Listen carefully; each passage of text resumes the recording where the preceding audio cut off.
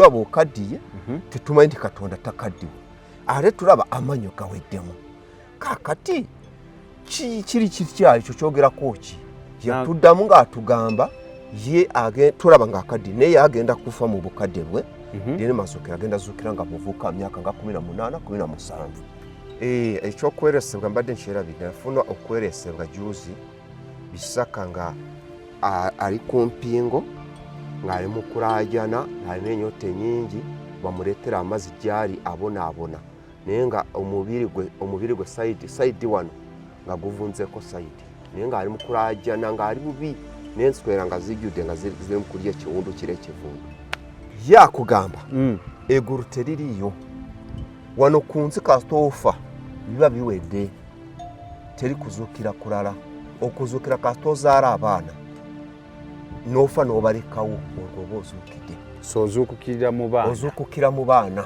okuzuukirira mu baana gwe mumala owandiika ebibi byonna by'oyiseemu muba mwezi oba myezi 3 oba myaka n'obiwandiika ku bupapula ne mubikwasa kabona n'abikumako omuliro kasita kabona amala kubikubako omuliro ne bifuukavu olwo gwoba omaze okutukula baba kusonyiye oba osonyiyiddwa oba oli pyuwa katolina bibi oba oli pyuwa awo deno okuyingira mu ekaalo tokirizibwa kuyingira na ngato mujjamu engato muzireka wabweru bw'otuuka mu ekaalo n'ovunama bw'oti ng'ovunamira waliwo entebe ya Bisaka gye baateekamu ebiranjerere naye eriko ekitambaala kye baagitimba eriko amanya ga Bisaka Desiteu Bisaka bagamba ekigambo kigamba nti Desiteu Bisaka Mukama Ruhanga obusobozi ow'amahe goona amakulu gaakyo mu lulimi Oluganda nti ye Mukama Katonda ow'eggye.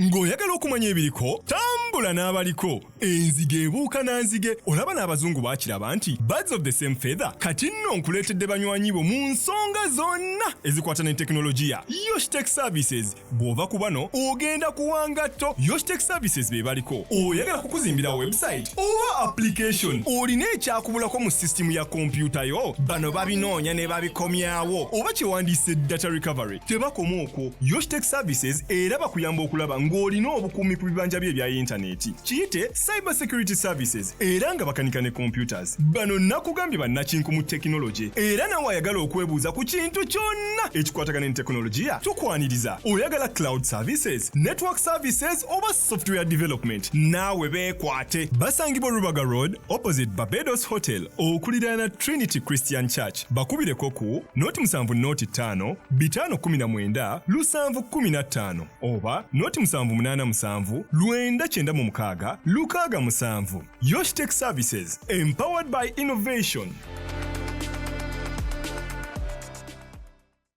Obulamu bunyuma, obulamu buwooma. Ekyo tekiriiko awakanya wabula obulamu bunyuma bulamu agugi mazima wuliriza nkuleetedde ekyokuddamu ku ndwadde ez'enjawulo ezituteganya mu bulamu gwe wamma ne tulema okweyagala. JS Medical Hubs bano bakugu mu kujjanjaba ebizimba mu lubuto tujjanjaba hania n'abulira ddala otawanyizibwa ndwadde za lususu ebimmonde ku matu enkovu ezizimbye oba nsundo byonna tubibuzaawo ate nno tetukoma okwo era tujjanjaba ulcers sukaali pressure n'endwadde endala nnyingi abatawanyizibwa mu nsonga z'omukisenge nammwe tetubalekeredde tulina JS Body Cleanser nga bw'olinywa lino likamula obucaafu bwonna mu mubiri olwo JS Immune Booster ne lizimba obutaffaali mu mubiri linyweko weetangira okulwalalwala ku JS Medical Hubs eddagala tukozesa lya butonde teririna bulabe yadde. Basebo ne bannyabo mbalamusizaako mu linnya lya Mukama waffe Yesu yenze musawo John Sewanyana wano ku JS Medical Hubs njagala okujjukiza ekintu kimu nti obulamu buli mu ngalo zo byolya ku sowaani yo oba byonywa mu kikopo kyo bye bigenda okusalawo onaabeera mulamu oba onaabeera wandwadde. Tukuyita wano ku JS Medical Hubs tukujjanjaba endwadde jjukira nti ffe we tujjanjaba ensibuko tujjanjaba cause tetujjanjaba symptoms. Tukuyita jangu ojjanjabwa endwadde yo wano ku JS Medical Hubs ojja kuwona mu linnya lya Yesu Kristo. Amina. Tusangibwa Nansana okumpi ne Nansana Business Center oba tufune ku simu zino wammanga noti 7 noti 6 367 362 oba noti 772 999 noti 29. JS Medical Hubs for health and skin solutions. Alright, atumaniriza mwenna abekumira ku mukutu guno gwa Unique Media. Mwenna abali ebweru w'eggwanga abali wano nenga obeera ku Unique Media mikutu emirala gyonna n'olekawo gyonna emirala kadata kaako n'okakozesa okulaba Unique Media. Samikege mannya gange Roland Selima ku kamera yaliko kulaba nga ate buli kimu kitambula nga bwe kirina okutambula. Bingi ebigenda maaso mu ggwanga, bingi byolaba ku social media n'ogamba naye kiki. For example, waliwo ekyankutteko yesterday nabadde ndaba omukyala yabadde akuba omwana katono amutte. Simaba ka video wakalabye Roland ak'omukyala oyo, kaana kato akalumye, omusaayi mungi, akuba. Nagenza okuzuula okunoonyereza nti yabadde sina mukozi naye anti wa mwana. Kaki nkyogedde gwandaba bwekiba kisoboka ng'osobola okwerabirira omwana wo, ng'osobola obeera n'omwana wo, ng'osobola obutalekera mwana wo muntu yenna, bambi beera naye, kubanga the most important thing ekitukozesa okunoonya ssente kukola ki, at the end of the day is family. Tusabire eggwanga, bingi nnyo ebigenda mu maaso by'otunuulira n'ogamba mu butuufu ono teyabadde yekka. Kale tandisewo ntyo naye nga bulijjo tugenda baleero tutambulira ku mulamwa gwa cult.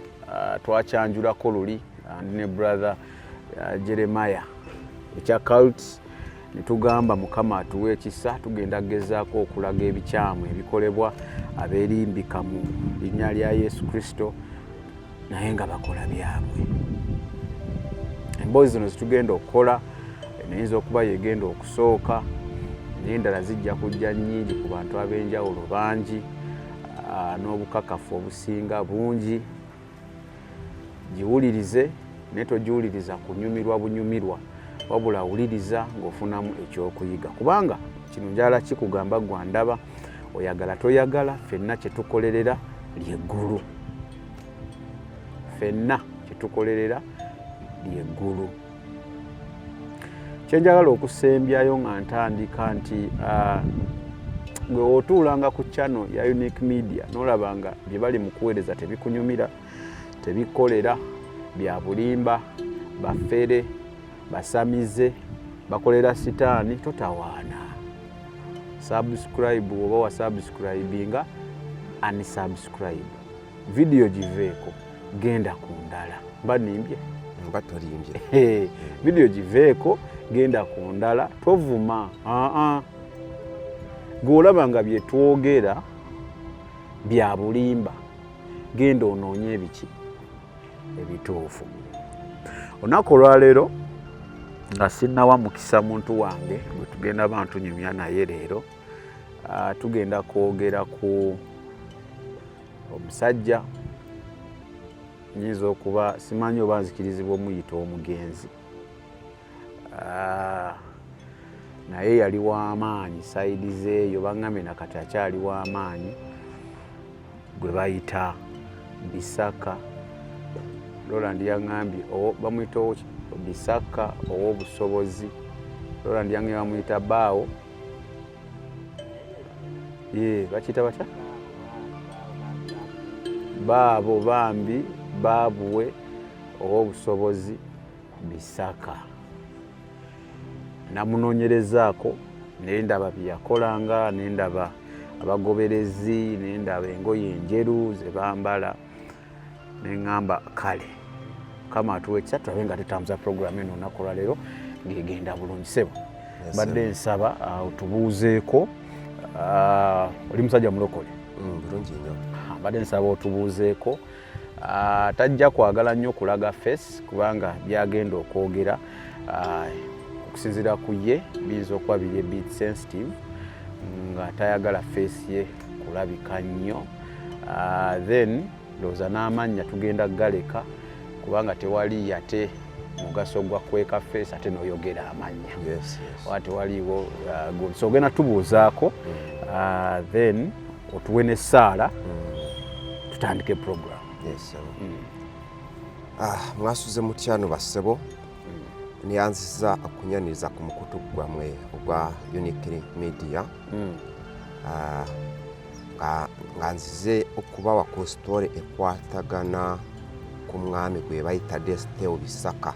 Bamwitani? Desteo Bisaka. Desteo Bisaka. Bishaka. Bishaka. Ngazalibwa kakumiro we bayita Kitoma. Kati naye nga sawa zino nga sinatandika kubawa story endowooza katusooke tusabe. Tusabe. Kitaffe omutukuvu yatonda eggulu n'ensi, tukwebaza mu gw'akaseera kano k'otegese Mukama Taata omulungi yatonda eggulu n'ensi. Mukama Taata gwe watonda byonna, era Mukama Taata obuteri kibaawo nga tomanyi Mukama Taata yatonda eggulu n'ensi. Era enkya ya leero Mukama Taata badde omanyi tugenda kubeera wano mu kaseera kano mu ssaawa zino Mukama zennyini. Mukama Taata omulungi kye tugenda kugabanako otulungamye, era n'abagenda okiwuliriza Mukama Taata bafunemu ekyokuyiga. Era Mukama Taata tumanyi nti bangi ababuze naye nga babuze nga babulidde mu bannabbi b'obulimba. Era tusaba buli muntu yenna Mukama Taata omubikula amaaso Mukama Taata. Mukama Taata Bisaka siwe yeetaaga si alina ekyokuyigako kyokka wabula mulimu n'abasumba abafere. Naye Mukama Taata twagala abo bantu bonna ababuze Mukama osobola kubabikula amaaso n'okubabikulira Mukama Taata omulungi. Naye ku lw'ekisa kyo kingi Mukama Taata otulungamye Mukama Taata mu bintu bye tugenda okugabanako ebikwata ku bafere Mukama Taata. Mukama Taata omulungi nsabye okuyita mu linnya lya Mukama Yesu Kristo omulokozi waffe. Amen. Kale Bisaka yaani? Omwami gwe bayita Bishaka, Desteo Bishaka, nze natandika okumumanya nga nkyali muto mu mwaka gwa 1997. Yaraze waffe mu bugwanjuba eyo. Kati bwe yaraze waffe mu bugwanjuba eyo yaraze kugurawo ettabi lye nga baleeseyo ettabi naye nga headquarter ye yennyini eri Kagadi we bayita Katyemu. Kati bwe yaraze kugurayo ettabi baalina abantu be baali batendese nga ze n'okubambaza amakanzu ameeru. Kakati nze omwami oyo bawaawe bagenda okumwaniriza yatuuka ssaawa 3 ez'ekiro nga akoze konvoyi nga n'abantu abangi abamuwerekedde. Kati zaali nnaku z'omwezi 21 mu mwezi ogw'omunaana ssaawa 3 ez'ekiro. Kati enkeera yarwo ennaku z'omwezi 22 ne tusiiba naye nga kale ng'ataddewo kye bayitanga misa. N'agamba bagala okubuuza babuuze. Nze ebiseera ebyo nali nkyali muto naye ng'ebibuuzo biyita mu kuwandiika obupapula. Olwo yali azzeewa wammwe? Ewaffe mu bugwanjuba. Ng'aze kugulayo ettabi. Kakati ebibuuzo nga biyita mu bupapula. Kati yemwe nyini mu kweyanjula kwe n'agamba nti yaliko faaza okulaga just history we background we. N'agamba nti yaliko faaza bwe yagenda okulaba nti ebyekikatuliki bya bufere Mukama Katonda n'akola ki n'amubikulira n'amugamba nti ebyekikatuliki abiveemu. Ebyekikatuliki n'abivaamu. Kati ebyekikatuliki bwe yabivaamu n'atandika obuweereza bwe ngo Katonda n'amulaga nti Bayibuli enfu. Ye n'amugamba awandike Bayibuli ye eyo bagiyita obumu. Endako yali mukatuliki? Yali mukatuliki ng'agamba yaliko faaza. Lwaki ogamba ng'agamba? Mwenyini ye yayogera nti yaliko mufaaza. Yaliko faaza. So yali mukatuliki? Yali mukatuliki.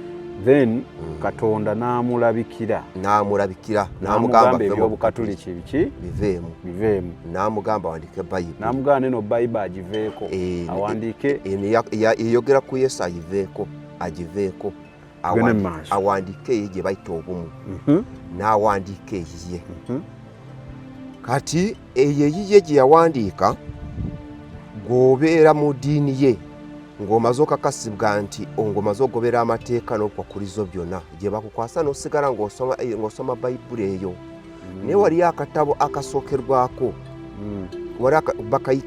bakayita ak'ennamba kaliko ekifaananyi kye ayimiridde ng'ayambadde kanzu n'omugo gwe ogwa white akayero akatabo akayero ke bayita ennamba kalimu enamba 122 nze nakasomako kubanga nze nagenda nagenda ye wenze nga ninga mukesi nimbabeeramu kumala ebbanga lya myezi ena lindako oyawandika Bayibuli gyeri gye yawandiika kati waliwo n'akatabo akasookerwako ke basooka okuwa akaliko history we nga gwobeera mu Katuliki n'omanya nti wano nsoma Sapuli olumala ogikwata ng'oli ku mugigi then bano abakugumya kade ng'osobola kweyimirira abantu mu kereziya oba bishop oba faaza najje n'akwatako awo n'obeera ng'ofuuse omukatuliki owa ddala kati akatabo ak'ennamba bw'omala kukakwata ng'omaze okukwata history wa bishaka ew'eddiini ye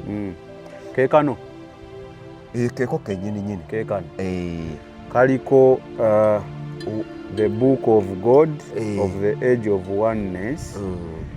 We are one in the Lord God of hosts. This unity has ended. Kuliko ndaba musajja ayambadde kanzu ng'akuta omugo omuwanvu ogwa white wansi waliwo ow'obusobozi Desteu Bisaka kaakati akatabako gw'omala kukakwata ng'omukatuliki gw'okwata Essapuli ng'omaze okukwata ezo namba 122 olwo bakwambaza kanzu olwo katubala oba ofuuse memba owa ddala amanyiiko kunyumyako ku bisaka so kati akatabo basically koogera ku life ye gye yawandiika kati ennamba zino w'ozimalayo ng'ozisomye kitegeeza oba omutegedde awo ne bakwambaza ekyambalo ekyeru bakujjako emitwalo 2 boni material baabwe balina gye bamujja ne bakupimako ne babatungira ne bajja n'abambaza nga muri bangi n'abaami n'abakyala bonna bambala byeru awo abeera ng'akubatiza okitegeera bulungi kaakati n'ebyeyogera obikakasa bulungi nnyo kaakati nze nagendayo nemalayo emyezi gyange 4 nga ndi mukesi naye bo nga bamanyi nti nze nayingidde nabajoyininze so kitegeeza wagenda n'obiyitamu nagenda nimbiyitamu era nze nava nga sinayambala kanzu nabaza nga agenda kujja kwambaza kanzu neze n'ovaayo kati ennyukuta zino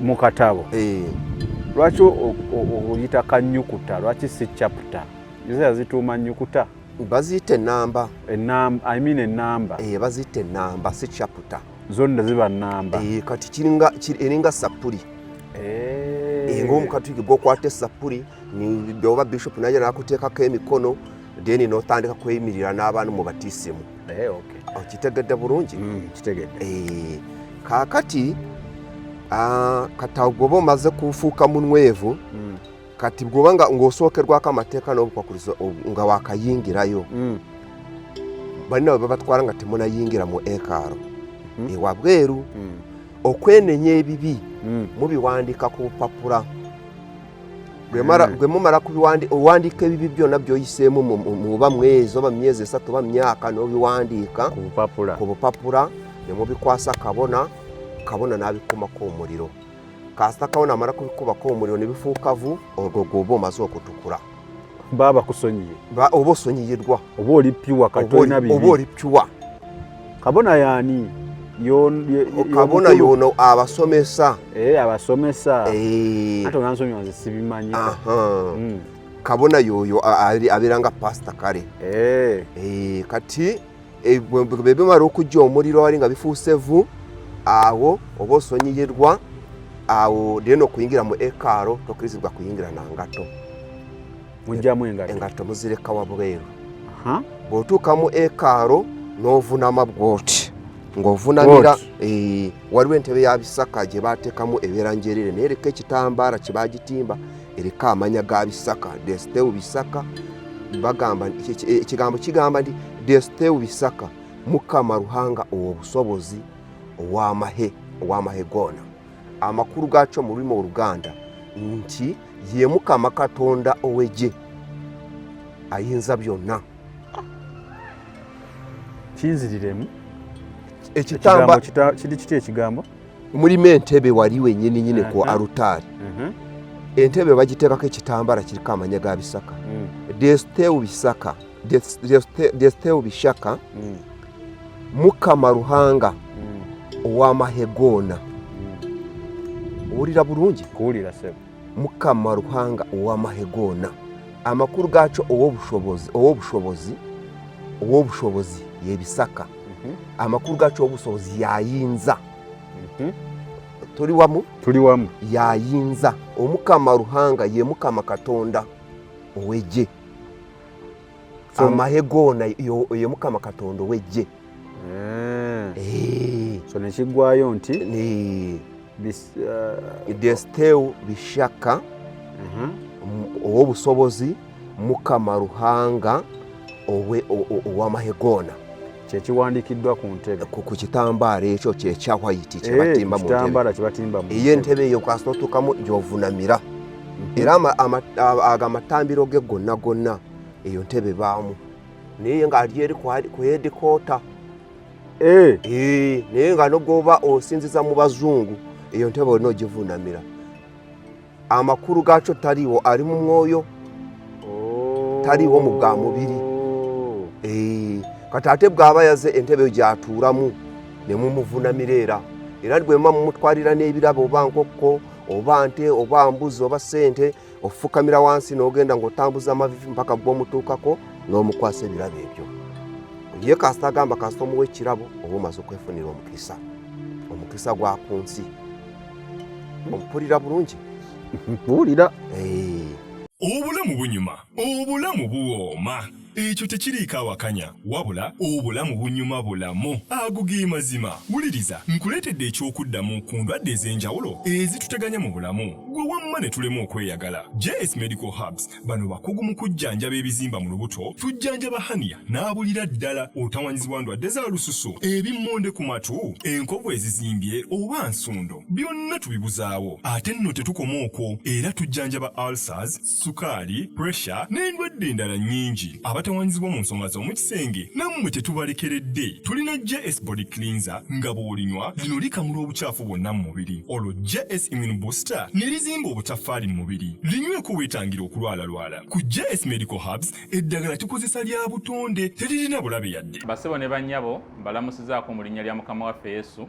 yenze musawo John Sewanyana wano ku JS Medical Hubs njagala okujjukiza ekintu kimu nti obulamu buli mu ngalo zo byolya ku sowaani yo oba byonywa mu kikopo kyo bye bigenda okusalawo onaabeera mulamu oba onaabeera wandwadde tukuyita wano ku JS Medical Hubs tukujjanjaba endwadde jjukira nti ffe we tujjanjaba ensibuko tujjanjaba cause tetujjanjaba symptoms tukuyita jangu ojjanjabwa endwadde yo wano ku JS Medical Hubs ojja kuwona mu linnya lya Yesu Kristo. Amina. Tusangibwa Nansana okumpi ne Nansana Business Center oba tufune ku simu zino wammanga noti 7 bisatu nkaga mu 7 bisatu nkaga mu 2 oba noti 772 999 noti 29. JS Medical Hubs for health and skin solutions. Nze bwe namara kumanya ebyo nintuuka ekiseera ninfuna omulimu ningendako okukolera ewaabwe gye bamuzaala ekakumiro kati ekakumiro eyo waliwo akatundu bakayita Kitoma Kakumiro district kati akatundu ako ke bayita Kitoma kwe bamuzaala kyekyalo kyabwe nakolerayo kumala emyaka 4 kati emyaka 4 gye namalayo nze ntera kubeera nnyo sitera nnyo kwereranya abavubuka naterana nnyo kulerana n'abakadde abakadde mbaagalako ki bangamba ebintu ebyedda bye bayiseemu nze ng'omuntu osobola okwegendereza byotaalaba byesitaalaba bo bye bayiseemu babimbuulirire kati kyova ntera nnyo kwesembereza nnyo abakadde kati abakadde abo ne bampa bwino wadde Steve Bishaka nga ntuuse ku kyalo we bamuzaala kati ku kyalo awo we bamuzaala nimbabuulira engeri gye yajjamu ewaffe nimbagamba yajja ewaffe n'atugamba yaliko faaza nimbanyonyola byonna ne bawuliriza bulungi ne bangamba amazima go gali nti omusajja yabalimbamu tabangako faaza yes ne mu butabo yabiwandiikamu nti yaliko omufaaza mukatabo kano Mukama n'amulungamya awandiike bayibuli ye eno y'abazungu erimu Yesu abazungu be bagireeta agiveeko ye n'akola bayibuli ye n'agamba kati yaze mu kifo kale yafuuse katonda w'abaddugavu okitegeera bulungi oli waabwe nga ndi waabwe we bamuzaala ku kyalo abakadde myaka 8 myaka 75 be bampa history wa Bishaka olwo tuli mu mwaka gwa 2013 rwe naliyo kakati navaayo 2017 nga gye nkolera ompulira bulungi kuwulira taata nabiranga Ukitoma nakolanga mu store ya produce nga nako mukama wange store ye enkulu yaberanga wano Mubende kati nze nga nsoloza bijanjalo ne kasoli ne mwanyi n'ebinyeebwa bimala kujja nga akuba simu emotoka ngejja ng'ebikima owulira bulungi kuwulira sewo nakolayo kumala ebbanga lya myezi 4 so bakugamba nti omukulu teyali father bakugamba yali ki ewabe bangamba nti yali muweereza bano abayambako bafaaza abasomesa abaalimu abatambula ne bafather abaalimu bano ababeera ku kerezi ezitaliko bafaaza obategedde bulungi sibimanyi ebyabakatoliki sibitegeera abaalimu babayita abaalimu bano babeera ku kereziya zino entonotono ezitali subparish bazita subparish so bo tebaba bafaaza abo tebaba bafaaza bate bannatuuka oyo just aba wakuyambako faaza yo subparish bako faaza agikulira kati yo ono abanga kiyambi ayamba ani ayamba faaza era waliwo n'obusente obutonotono buva ku diocese bwe baweereza abaalimu abo obubabeezaawo so bakugamba omukulu yali kati Bishaka ng'onaabeeramu ekirooto eky'okufuuka omugagga amanyirwa mu nsi bakunyumiza kati nibambuuza kati bo nibagamba nti Bishaka naye nga yalina ekirabo ng'anoga eddagala ery'oku nsiko n'awa abantu ne bawona naye nga mwalimu mu kereziya kati buli muntu alwadde ku kyalo nga bamugamba oyo gwe balooze mu mutwale wa Bishaka baali bamukazaako erinnya Bishaka olw'okugamba nti anoga eddagala ly'aku nsiko lye bayita ekishaka erinnya kwe lyava erinnya livaawo yanogaga eddagala ly'aku nsiko ery'ekishaka balita ery'ekishaka kati bamukazaako erinnya lya Bishaka kati naye ng'alina ekirooto eky'okufuuka omugagga ayogerwako mu nsi n'atuuka ekiseera nga n'atambula mpana nga gweokuwulira isaki n'ogamba njagala gaggawala singa atali sinfuna omuntu antwala wonna wantwala bano bagamba yabibagambirawa yabinyumyanga iyo yabinyumyanga tinjalafuuka muloodi negomba kubako omuloodi kati ne wabaawo omuntu amukwata ku mukono n'amugamba nno njala kukwata ku mukono mbeeko gye nkutwala afune ku ssente oyinza okufunwa ku buyambi ne waba amukwata ku mukono n'amutwala ku mukyala omunyoro omukyala oyo yali musamize kati bwe yatuukayo omukyala omukyala n'amugamba sebo Bishaka n'amunyonyola obuzibu bwe n'amugamba mpulira nange njagala gaggawala naye nkoze ntya bakunyumiza banyumiza kati omukyala oyo nagamba Bishaka kugaga warusobora singo obuswakiriza enkola n'obukwakurizo emitendera engera abantu gye bafunamu obugaga Bishaka nagamba kye munansaba kyonna kye nja kigondera kati Bishaka omukyala nibangamba nti omukyala namukwata ku mukono yali agent w'emisambwa emichwezi omukyala oyo namukwata namutwara okumwanjulira emisambwa amakuru gakyafuse memba omukyalo namugamba nenzo ojja kumpa sente bweziti oba bateesa 5 oba bateesa 3 nze saamanyi bebamanyi Bishaka talina sente n'asasulako omukyala deposit kati omukyala gwe namugamba naye bwe olima arafuna sente nze ojja kumpa ezange n'agamba ti wali buzibu kati Bishaka bwe yatuuka eri kati ate n'abeera ng'ayise kono eyamutwalayo etutumu kati gwe yamala kubeera ng'eyamuyiseko n'agamba kati kwegamba ye ngumuye n'agamba ono talina kyasobola kunkola teyamuwa sente omukyala n'asigala ng'abanja Bishaka kakati omukyala n'alinda Bishaka amuwe sente Bishaka n'atamuwa Bishaka n'asigala ng'afuna kasente amaze ofuna amaanyi mu bachwezi yatuuka n'okudaara abachwezi nibamugamba emisambwa emishwezi ne gyemugamba toddamu kunoga eddagala ku nsiko kubanga katofunye amaanyi ojja kuba ng'owunya abantu nga tokoze eki nga tonoze eddagala kakati Bishaka n'atandika omuntu gwe baroze ng'amukwatako ng'awona abakazi be barogedde mbuto simanyi zineze waliwo abantu be baroga n'amala ebbanga gwanvu nga tazaala Bishaka bwamukwatako ng'azaala omuntu gajja ng'aliko ekitambo kino ekifulumya omuntu kino n'agenda ku sseera Bishaka ng'amukwatako ekitambo nga kigenda waliwo naye ekitambo kino ekirisa abantu abafu oyo Bishaka bwamukwatako ng'awona omuntu gwe basindikidde ejjembe Bishaka bwamukwatako Bishaka ng'akola ki ng'awona kati Bishaka n'atuuka ekiseera agenda kulaba nti abantu awezza bangi abawonyeza kati emisambwa negimugamba kati tandika ekkanisa baani abakunyumiza bino abakadde ab'oku kyalo myaka 8 myaka 75 be bampa isitoro oyo nga ndi wabo ku kyalo tuli wamu nkuwulira kakati Bishaka uyalaba ng'awezezza abantu abangi emisambwa negimugamba kati tandika ekkanisa n'agitandikawo ku kyalo ewaabe kati gwe yatandika ekkanisa eyo emisambwa negimugamba kati togita kanisa direct giyite ettambiro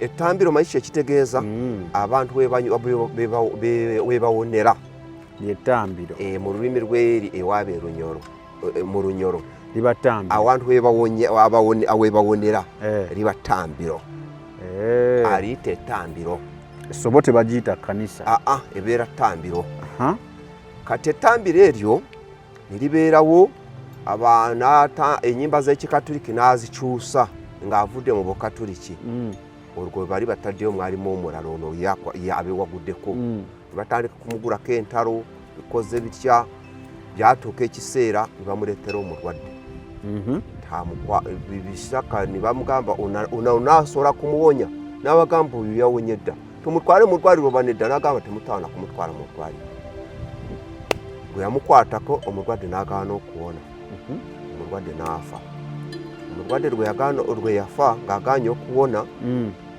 abantu b'omulwadde ne batabuka ne bingiramu n'amateeka yagaanye okola ki kumutwala mu ddwaliro yagaanye nti tumutwale mu ddwaliro kati we yamugudde mu mikono akoze eki afudde entalo ne zibeerawo kati mwennyini ekkanisa ab'amateeka ne bajja ne bagigala ettambiro eyo kati ab'amateeka bwe bajja ne bagigala kati n'anoonya pulaani B n'asooka n'abula ku kyalo eyaddukako ku kyalo n'amala ebbanga lya myaka 2 nga tebamanyi gye yagenda kati bwe yadduka ku kyalo ettambiro eryo nga baaligala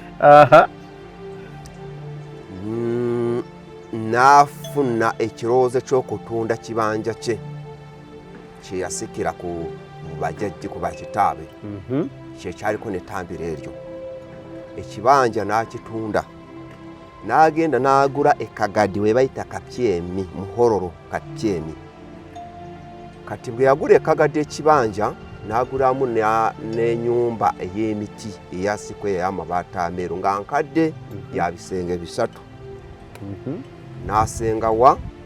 n'asenga ekagadi emuhororo ku kasozi ke bayita Kapyemi kati amawulire ne gatambula mpolampola kino mwategedde nti yente Bishaka yadda Kapyemi tuli wamu amawulire ne gasaasaana n'eri yali amaze okumanyirwa so wali yadduka bamunoonya amateeka baalamukwata baagala mukwata n'asooka n'abulamu kati buli muntu afunye ekizibu bino ebyamayimbe bakusindikidde eddogo simanyi bakola batya nga bagamba yadda Kapyemi kuba ebiseera ebyo simu tezaaliwo naye babagamba bwe mutuuka emuhororo mubuuze wano ne wano mujja mutuukako ng'abantu bakola ki bamutuukako bamusanga eyo Kapyemi ettambiro n'alizaawa Kapyemi kati ettambiro gwe yaliza e Kapyemi n'atandika mpolampola kusabira abantu ettambiro ne ligaziwa n'afuna abantu kati n'atuuka ekiseera n'abagamba naye bannange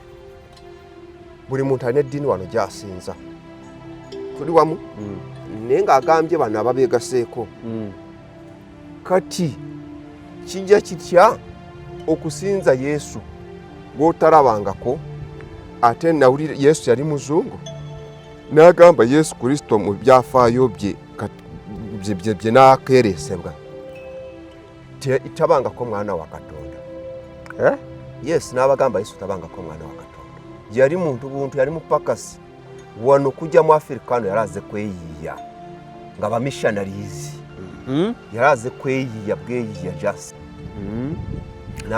bagamba ku Yesu nga abagamba ku Yesu n'abagamba kakati buchobera mu Bukatoliki buchobera mu Banglikani buchobera mu Seventh Day abantu bano abali wano buli muntu asooka kubujuliza engeri gye yawonera wano kati Katonda gwe munoonya ali luddawa Yesu gwe munoonya ali luddawa n'abagamba kuva lwe mutegere nti yenze Katonda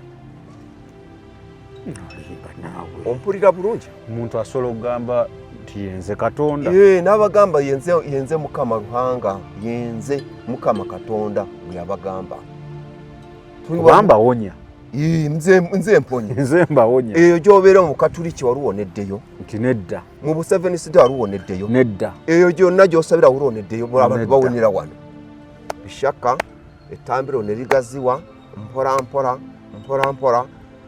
n'atuuka ekiseera abamu ne bagamba tetukyasobola kutuuka wano wawanvu ng'atandika kuteekayo amatabi kati bano abafunye okutendekebwa kuva ewa Bishaka ng'agamba kati begenda osomese bali ekituufu genda osomese bali ekituufu ekinkakasako kati n'atandika kuwandiika obutabo ne bugaziwa okitegera bulungi buli bwangambye gwe nakugambye obutabo bwo ne bugaziwa obumwogerako kakati nze bwino omutuufu okukakasa nti obutabo buno gyayogera ng'ali ewaffe ne bwino gwe nafuna nga ndi waabo ku kyalo tebikwatagana bye yawandiika mu katabo kiringa bw'ozimba ennyumba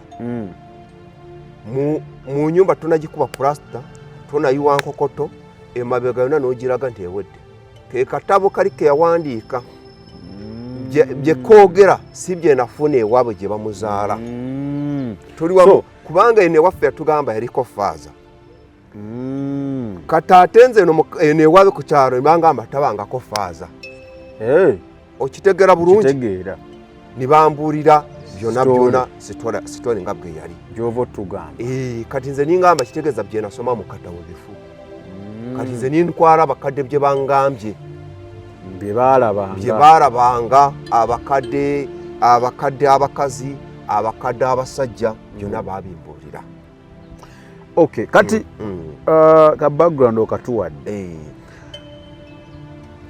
wagamba wagendayo noyita mu process naye mu time y'okwambaza ekkanzu wewaviirayo wenaviirayo kubanze naye simwetegefu kugenda n'ekintu kye wali ogenze kunoonyereza naye ngenze kunoonyereza nina ebintu bibiri wenzija kwati wenzije no mbulokole ngenda kukkiriza n'omutima gwange njatule n'akamwa kange tindokose then bambatize eri kiba kitya process ziri zitya okufuli okubeera nga oyingidde mu kintu process antu ojjayo ne bakubuulira ojja nikatubale bw'obeera n'ebintu by'ekika byeruusi kati waffe nga yakajja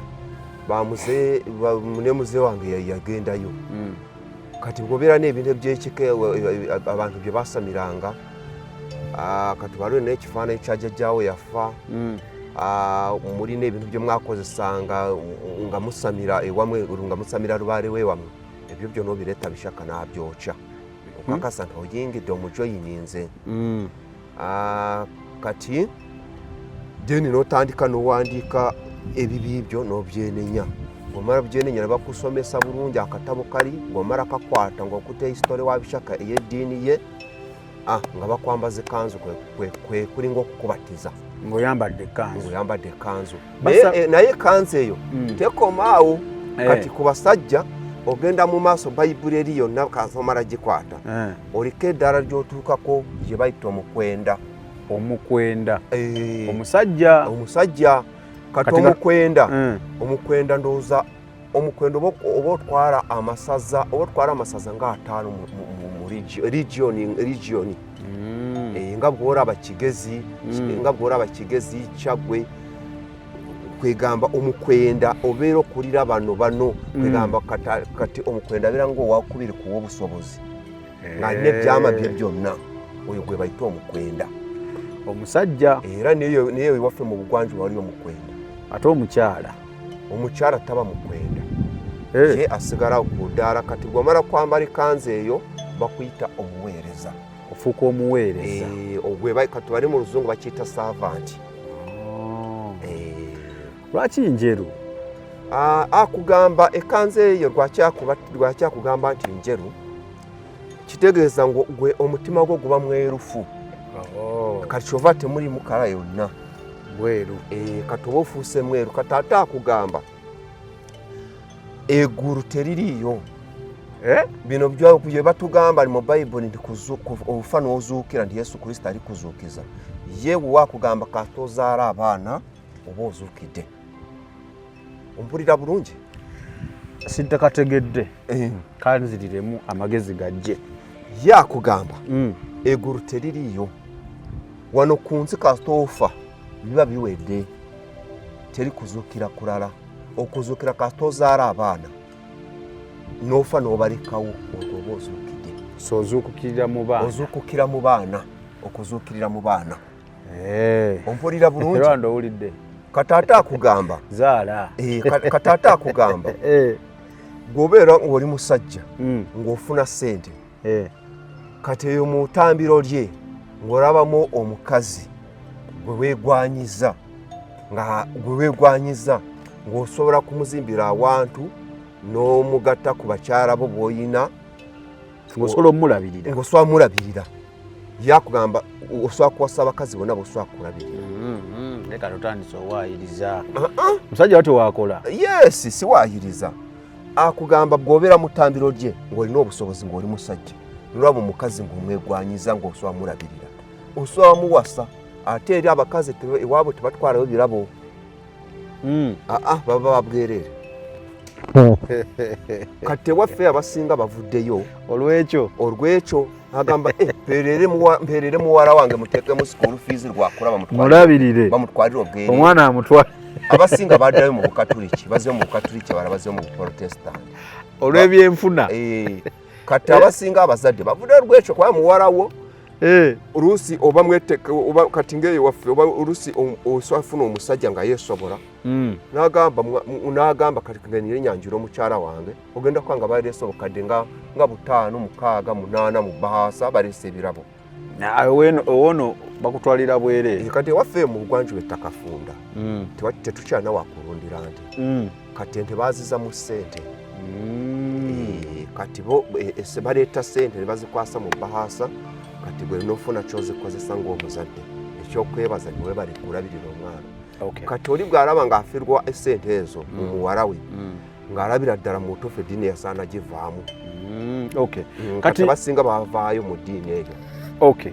Kati kyenjagala otegeera ompaddeko nga ebintu ebyawukana naffe eno mu bulokole. Ekisooka eggulu teririiyo okusinziira ku bo. Ekyokubiri oba olinamu obusobozi obuwasa ofuna omukazi nagoya abakazi namba yonna ogifuna ate ongazi osobola obbalabira osobola bbalabirira. ki ekirala kye basomesa ekyawukana ku bulokole? Ekyawukana ku bulokole kati ye takwatagana na bulokole, talina kwatagana n'obulokole kubanga bayibuli oba oyingirayo ewe ng'ogiyina agamba gireete njokye, ye agyokya n'akukwasa bayibuli ye.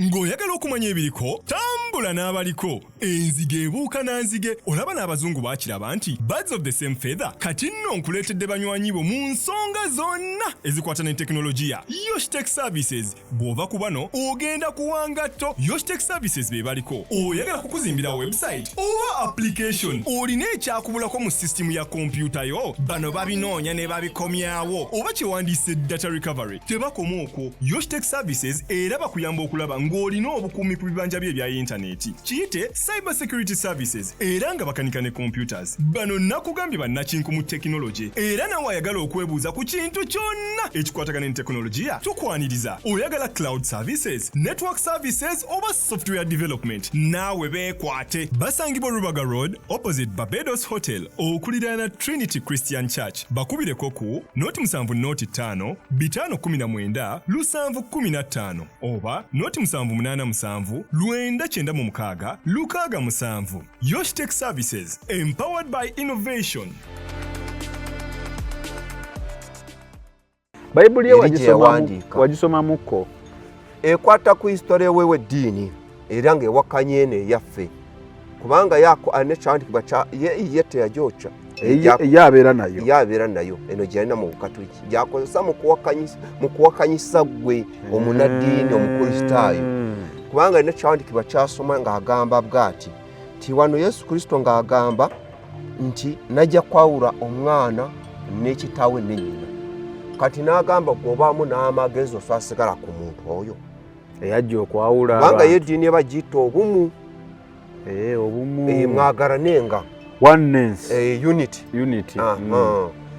Kati ye ng'akubuuza ono bw'aba yagamba nti najja kwawula omwana n'ekitaawe ne nnyina ne muka mwana ne nnyazaala kanagamba omuntu omusigalako baamu n'amagezi mu mutwe.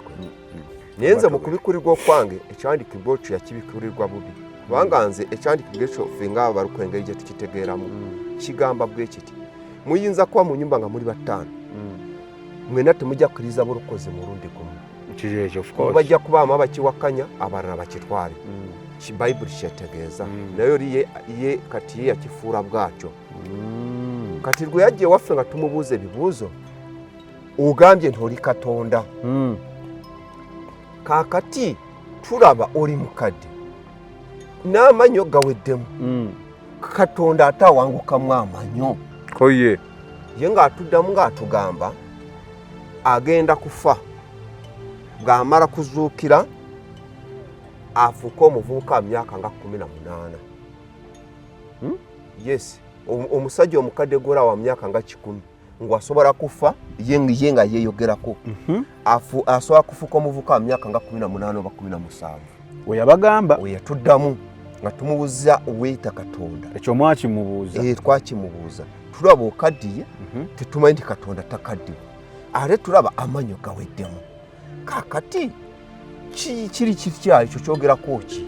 Yatuddamu ng'atugamba ye tulaba ng'akaddiye naye agenda kufa mu bukadde bwe ne mazuukira agenda zuukira nga muvubuka myaka nga 18 17. Kati yagamba agenda zuukira ddi? Anti ye alinda kufa. Tuli wamu mwaka kaseera era alinze kufa azuukire. Bw'aba azuukire nga muvubuka myaka 18 17 awo ekyo nga olw'amaze otwanukuula. Ne tumubuuza tulaba otambula n'abasirikale ab'embundu ate Katonda alina okutambula n'abasirikale. Yali akuumibwa? Yataalira gavumenti yamuwa abasirikale. n'atugamba yatuddamu ng'atugamba kyemugamba temusomangako moto ya Uganda for God and my country temukisomangako ng'ategeeza ki ng'olwamaze okyanukula nti wali lwakyatambula n'abaserikale ng'olategeeza sikitegedde andi yakiddamu ye yatuddamu moto ya Uganda ye ansa ye for God and my country bwe yabagamba temwagezaako mumubuuza nti kitegeeza ki anti ye alamaze kiddamu olwamaze okyanukula pozi mwawandiikanga ku bupapula kyasoma kyaddamu ekyo nga kiwedde ng'akwata kirala era mu lulimi lwere waba babiyita ebibuzo babiyita ebikaguzo kaakati omwami oyo omukazi we eyasooka atwala mutabani we ye yamusikira omukulu ali mu myaka ndowooza naye muzeeyi ali mu myaka ndowooza myaka ali mu 65 kubanga bishaka kenyini afedde ku myaka 91 kaakati yafadde afudde juzi wano 2 yafa mu covid afudde wano covid ng'evuddemu afudde 2013 afudde 2023 2023 afudde yafiire Nairobi mwaka guwedde naye nga amawulire gagamba nti yalimu obulwadde bwa sukaali ne pressure yafiire Nairobi so kale ansooka tudde wali awo tujja tutuukawo kaakati wadde oli ku mukyalo kati omwami oyo abakazi babeera nabo be batulaga nti bakyala be baali bakazi 3 yalina abakazi 3 naye nga abawala abo bali mu myaka 25 nga bato okitegeera bulungi nga be bakazi be ate ekkanzu ye gye yambala nga yawukananga n'amakanzu amalala ag'abagoberezi ate abalala bajjamu nga tetajjamu ngato era mu kujja kumwaniriza okonvoyingeze osobola kujjamu ekooti y'obwoti n'ogikasuka kasagirinyako olwo ng'omaze okwefunira omukisa n'ogwebera nkufiira eyo njijjako n'okukasuka wali waayita kasitalinyako ng'omaze okwefunira omukisa kitegeeza genda ogagawale osanyukire mu nsi ly'eggulu lyo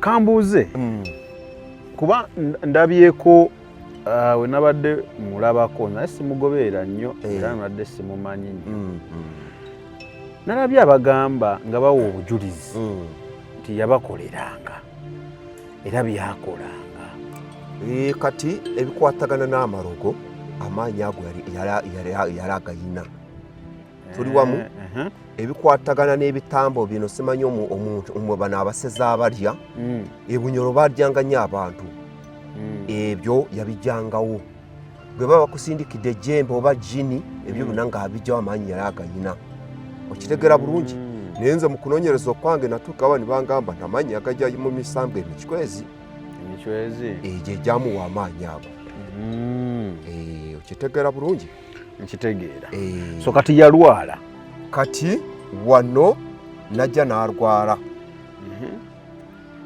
bwe yalwala kale yeye mwenyini yali yeewulira ng'agenda n'atuuza olukiiko rw'abakwenda bano bamukwatako abakulira abaweereza olukiiko olwo rw'abakwenda rwe yatuuza nga bali kapyeme ewuwe ng'abagamba ngenda kuva mu mubiri naye mu mwoyo ngenda kuba nammwe temutya tuli wamu era n'abagamba niye kyembadde mbasaba omubiri gwange temuguziikanga ompulira bulungi yabagamba kyembasaba omubiri gwange temuguziikanga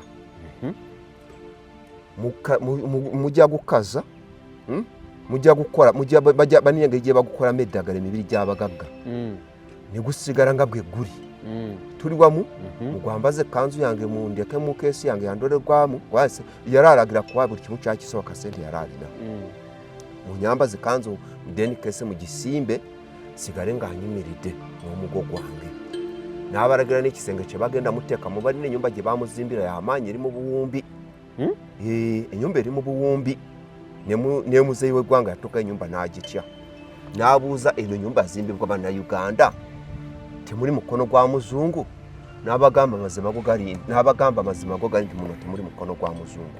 Abanayuganda bazimba ennyumba eyo olubiri lulamba nawulirako nti embalirira yarwo lwamalawo obumbi nga 15 obwa Uganda.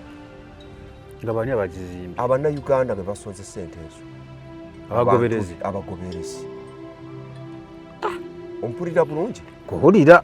Abantu batwalanga situlira za siminti, tulira z'emitayimbwa okweyama ngazimba obwa kabaka bwani bw'owa busobozi bwa Desite Bisaka. Ompulira bulungi? Nguwulira ssebo. Kati n'atuuka ekiseera omubiri ne gukoowa ne bamutwala e Nairobi mu ddwaliro gye yafiira. Ne babikweka yafudde, abalala tanafa, abalala azuukidde. Kati n'ewaffe abasinga tebamanyi nti yafa. Abamu tebamanyi? Bamanyi nti waali yazuukira. Era amasabulire gasaasaana nti yazuukira teyafa. Naye nze ku gino gwe nafuna juuzi nga ngenzeeyo ewaabe wennyini. Bwe baakola ekyo ky'okukaza omubiri nga gutuuse wano mu ggwanga, ndowooza eddagala baali kubira e Nairobi eyo. Ne bakola bye yabagamba. Kati obulwadde bwa sukaali tebwakwatagana na ddagala erigumya omubiri erikola omubiri nga gwe okukaza omubiri. Olinamu sukaali tekisoboka? Tebikwatagana, ovunda buvunzi. Kati omubiri ne gutandika kuvunda, eddagala ne lirema, amadagala gonna ne bagamalayo. N'ebweru baakubayo amasimu babafunira eddagala erisobola kukola ku kintu ekyo ne kigaana. Oba Katonda yali agala omuswaza nze awo saamanya. Ono risaaki wo? Yes, nga ndi waabo eri emuhororo ekapyemu. Kuba nze nina abantu bange gyababeerayo. Omubiri ne gutandika okuvunda, ekivundo ne kitandika okukasukwa. Kitandika okuwunya. Kati ekivundo ekyo ne kitambula mpola mpola ne kituuka mu bantu. Ompulira bulungi? Ababikugamba oba baakulimba? Kaakati mukulu munange, ewaana eyibbawo enduulu bw'evuga si bwe kiri? Osobola kungamba nti enduulu katubale abantu nga 8 beetoolodde neyibbawo. Bwe bawulira ne bagamba nti bawulidde gwe goba nga tewawulidde. Ddala oyagala kugamba abantu nga 8 basobola kulimba ekintu kyekimu nga banayibba? Tebasobola. Ne famire tebasobola kulaga ekijje kya Bisaka nti kiikino tebamuziikaano mulambo bagubajjako. Wana avaayo akugamba nti kati ekisenge kino nti abakulu bamulabako n'agamba otya? Kati ekisenge kino kye yali alagidde okumuteekamu, yali alagidde n'agamba nti bw'anaaba ng'avudde mu mubiri abakazi baabo 3 bafulume 2. Nga yalagira mutabani we afune w'abateeka, buli mukazi afune w'amuteeka, bafulume 2. Abantu babere nga bagenda basinze eki, bagendemu eyo ruumu erimu omulambo gwa Bishaka, ayagala omukisa agendemu eruumu asabe byayagala aveeyo. Kitegera bulungi? Kati ekyo ne kivaawo. Kati abasabi basaba ki? Ani abakulira kati? Abakulira ye mutabani be. Kati saa zino basaba Bisaka mu mwoyo omubiri avaamu. Kati bano abasinza saawa zino eri ekyokugenda mu nyumba basinza omubiri kyagirwawo. Kati saa zino bamusinza mu mwoyo.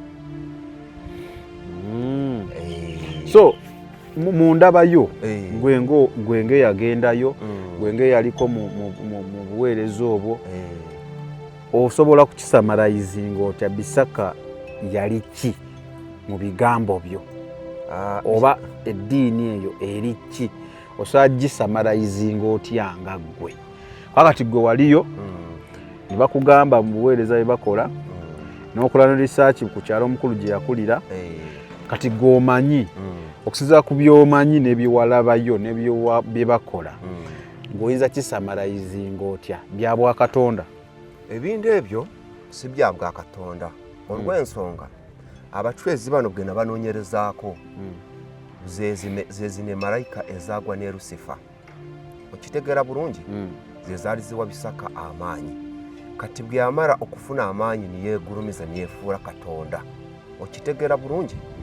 Kati abantu abasinza Bisaka tebasinzangako Katonda.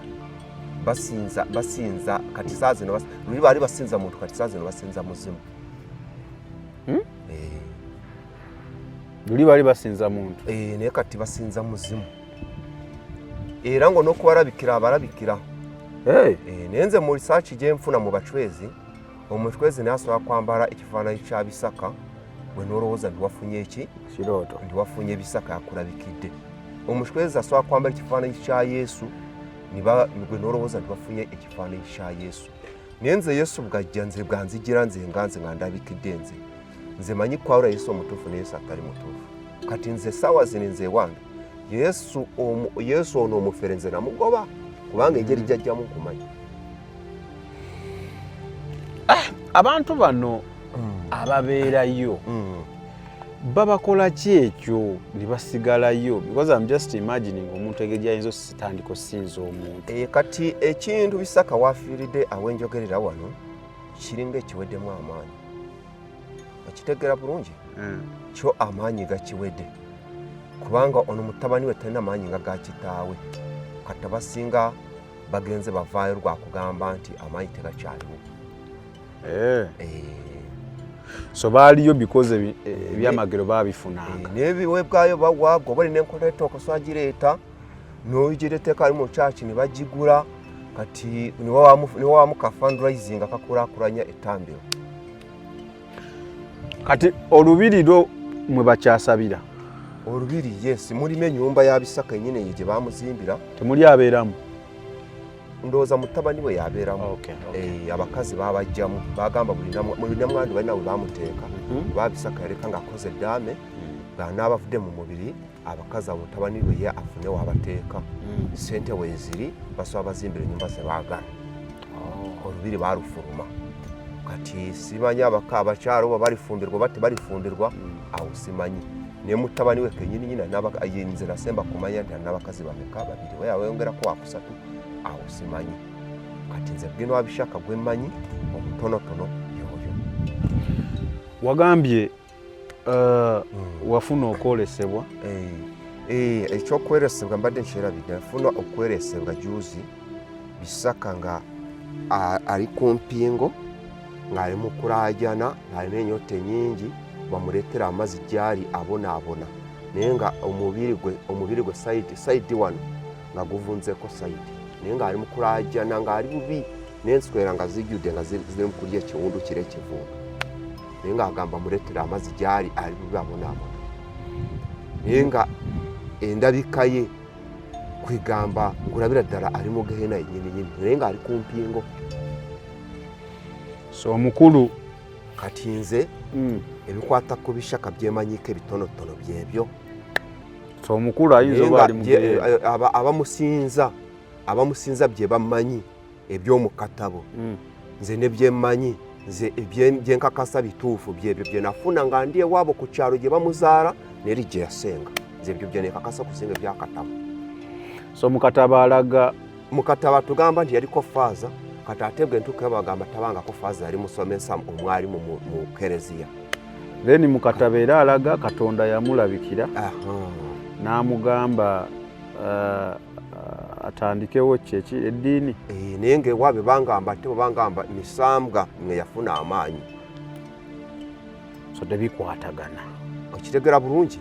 Kati eno mukatabo bagamba Ruhanga kati ate eno ffe tumanyi muntu eyakwatagana n'emisambwa. So ye mu nsomesa ye yali agamba omusajja oba oyinamu ku ssente ng'osobola labira osobola okufuna abakazi bonna b'osobola kuwasingana. Kati bwe mba nfuse mulimba bwino yakwatagana n'okuwasa abakazi bwe baagala ojja mufuna bulungi. Then ekirala kye basomesa Bayibuli tebagikiririza amagamba Yesu Kristo yali muzungu yali yeeyabbeeyinja yali muyaye muzungu bano abamissionaries abaali banoonya katubalenga bw'olaba omuntu ng'aze anoonya ssente agamba oli yali anoonya ssente yali mu pakasi. Then ekirala kye basomesa Bisaka oba Bishaka ye Katonda. Yagamba ye Katonda. yaragamba nti Katonda yali awonya era kati luli bali bamusinza mu mubiri kati bamusinziza mu mwoyo saawa zino era yabagamba agenda kuzuukira era yabagamba agenda kufe kati fe yatugamba nti eri nga njeri waffe tagenda zuukira fuke muvuka myaka nga 18 17 kati fe twali ndazuukira aveyo tetumulaba tulaba mutabaniwe kale Samikege manya gange Roland ku kamera yaliko okulaba nga buli kimu okifuna nga olina okukifuna loud and clear. Tubadde ku mboozi y'omukulu Bisaka oba Bishaka. So ongambira okungamba erinnya Bisaka Desitewu ow'obushobozi Bisaka Mukama Ruhanga ow'Amahegona. Ekitegeeza nti ye Katonda ayinza byonna ow'eggye. Era n'ongamba erinnya Bisaka lyava ku ddagala lyaranoga ng'akyali mwali mu Kereziya lye baayitanga Ibishaka eri kwe kwava erinnya Bishaka. Kale story weziti emba nzireeta sizireeta kusiga bukyayi kyekisookera ddala. Ekirala sizireeta kuvumirira kintu kyonna naye nzireeta okubeera gwe alaba olaba amazima because ze ku channel eno kyetuliko si kyakusindika wantu wonna. Bw'obagenda ewomusumba gundi obagenda ewa gundi obagenda eno yewatuufu eno wafu tetukuletera mazima netugakutera ku mmeeza bwekiri igwe noyawulamu kubanga obuzibu bwe tufunye channel ezisinga zibawo gye zisindika abantu bwekiri kakati bw'osindika omuntu ew'omuntu kitegeeza obanga agamba ewoono we mutuufu ate nga naye muntu nga ggwe asobola okukeera enkya n'akola ensobi so weetegerere Katonda nga ggwe omuntu afeenejja ng'ayogera Katonda ng'ayogera ebigambo ebirungi ebikkolera towa muntu oyo kitiibwa oba nakumuwa mubiri gwo gwonna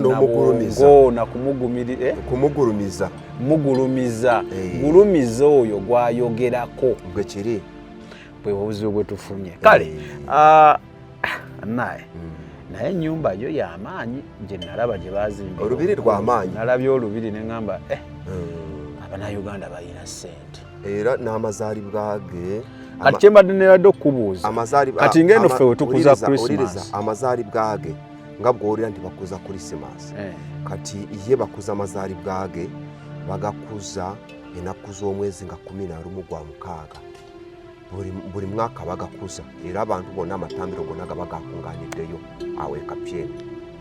Basaba ddi na ddi mu mwezi basabamu emirundi 3 ennaku z'omwezi 2 ennaku z'omwezi 12 ennaku z'omwezi 22 mu mwezi emirundi 3. Lwaki ze yalonda anti emisambwa gwe gyamulagira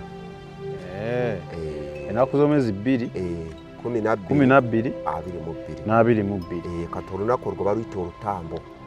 So bo nabo bennyini tebakuza urwo lunaku togenda mu ndimiro gwe lugwako mu lusande eyaffe ya bulijjo era urwo lunaku era bagendayo ku ttambiro lye gwe lugwa ku mande era ku mande otagenda mu ndimiro. So kati tebakuza Christmas bakuza mazaalibwa tebakuza Easter bakuza mazaalibwa ate nga afudde n'okufa kwe bakugattako era byonna basigala babikola bagenda sigala babikola ennaku z'omwezi nga 11 gwa mukaaga bonna balina okugendayo. Kale kujjako ng'olina ekisembayo kyagala otugamba ekisembayo nze sirina kirala kyenyongerako. Kale nsibulira ku bantu kale Mukama abongera omukisa mwebale tuwuliriza naye nga ne mu basumba eyo abamu gwe bate beegendereza mulimu abasumba naye ng'amaanyi ge bakozesa agamu nga tegava eri Katonda.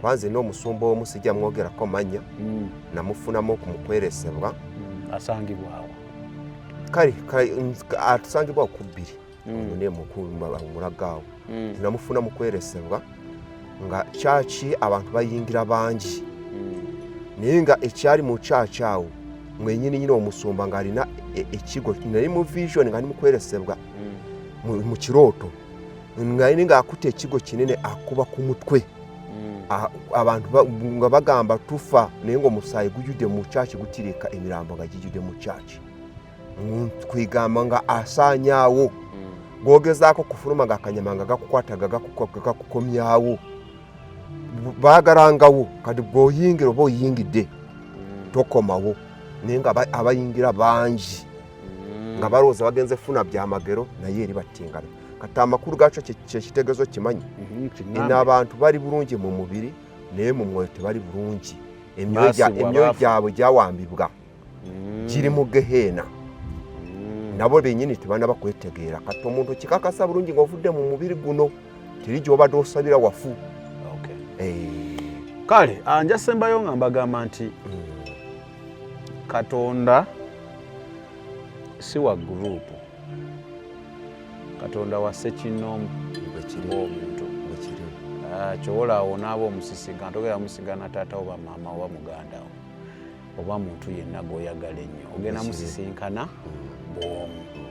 So nga tonnaba kuyomba nti bakwano bagamba ki ku nsonga yonna, kitaawo agamba ki, maama wo agamba ki, baana wo bagamba ki, weesooka wetunuulirenga ggwe weekubemu ttooki kubanga nzikiriza nti buli omu yeetegeera amazima amatuufu gaali. Ffe tuyinza okuba otubuzaabuza ne tulaba kirala, oyinza okuba nga gw'oli eyo omanye engeri gy'ozannyamu ebintu byo, naye nga wensiiba mbagamba gwe weetegeera era oba olimba otegeera mu mutima nti mukulu mudiro namulimbye naye Katonda ate aba akulaba. So twetereze ng'abantu tuve nnyo mu kusanyusa abatulaba, tusanyuse Katonda. Samike ge mannya gange, Roland ku kamera yabaddeko. Kale baagala nnyo mweraba, Mukama abakuume. Ebyo by'owulidde oba ebyogeddwa mu episode eno si birowoozo bya Unique Media nga channel awamu n'abagikulira, wabula birowoozo by'abantu ssekinnoomu mu kiti kyabwe.